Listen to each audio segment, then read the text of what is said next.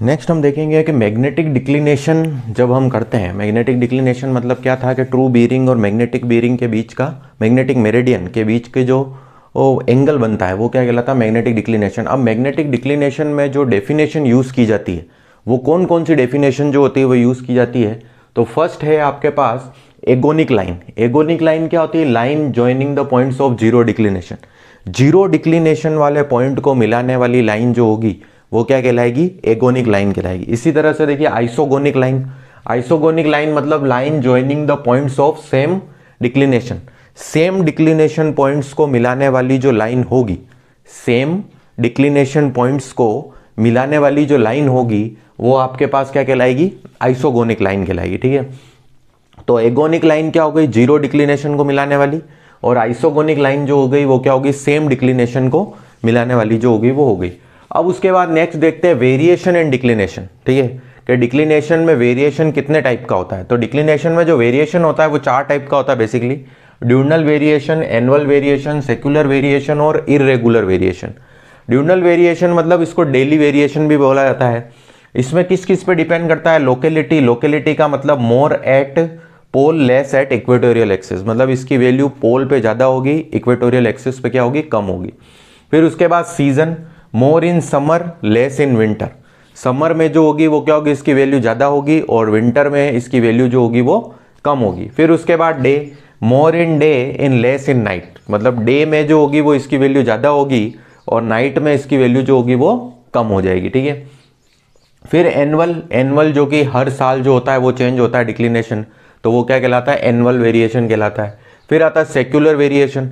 Secular variation जो 100 से 350 साल में जो होगा वो चेंज होगा, वो क्या कहलाएगा, सेक्युलर वेरिएशन कहलाएगा। और सेक्युलर वेरिएशन का उपयोग ही ज़्यादातर सर्वे में किया जाता है। और लास्ट आता है irregular variation. Due to the magnetic storm, magnetic storm के कारण जो वेरिएशन डेवलप होता है, जैसे फॉर एग्जांपल आपके पास अर्थक्वेक हो गया, वोल्केनो हो गया, तो उसको अपन क्या बोलते हैं, इररेगुलर वेरिएशन जो होगा वो बोलेंगे।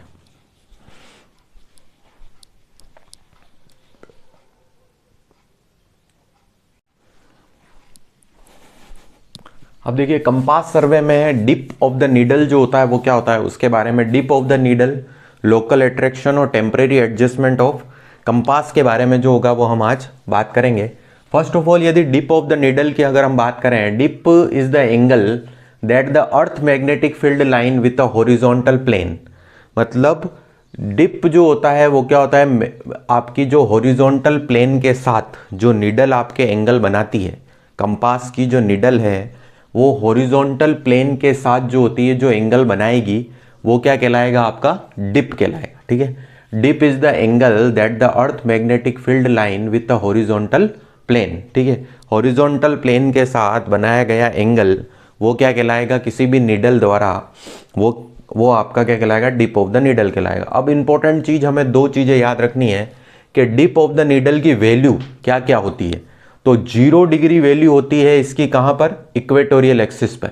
इक्वेटोरियल एक्सिस पर इसकी वैल्यू जो होती है वो 0 डिग्री होती है, और 90 डिग्री इसकी वैल्यू जो होती है वो कहाँ होती है, पोल पे होती है। 0 डिग्री तो कहाँ होगी, इक्वेटोरियल एक्सिस पर हो जाएगी, और 90 डिग्री जो होगी वो क्या हो जाएगी, पोल पे इसकी वैल्यू हो जाएगी।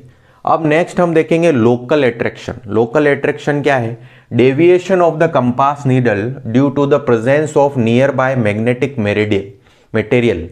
ठीक है, अब क्या है कि जब आप कंपास को फील्ड में ले गए, इसको अगर सिंपल लैंग्वेज में समझने की कोशिश करें कि कंपास को जब आप फील्ड में ले गए तो कंपास की मैग्नेटिक नीडल आपके कार्य शुरू करते समय नॉर्थ शो करनी चाहिए।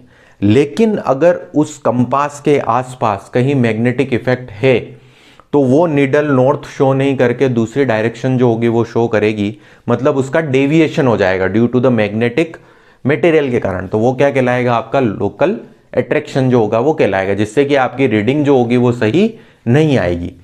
नेक्स्ट हमारे पास होगा टेम्परेरी एडजस्टमेंट ऑफ कंपास।